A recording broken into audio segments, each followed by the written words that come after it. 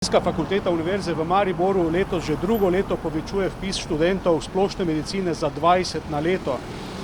Poleg tega bomo v letošnji jeseni vpisali 20 do 25 študentov dentalne medicine, kar je seveda za mesto Maribor, za Univerzo Maribor in seveda za celotno regijo severovzhodne Slovenije izrednega pomena.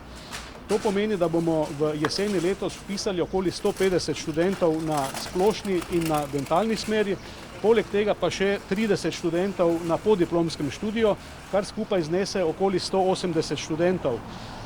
Medicinska fakulteta, ki je bila ustanovljena leta 2003 in novogradnja leta 2013 predana v uporabo, je načrtovana za okoli 100 študentov na leto v vsakem letniku. To pomeni, da z letošnjim letom že za 80% presegamo prostorske kapacitete, ki so namenjene pouku medicine. V naslednjem letu pa nameravamo vpisati tudi okoli 30 študentov na novi program farmacije, ki je v postopku akreditacije.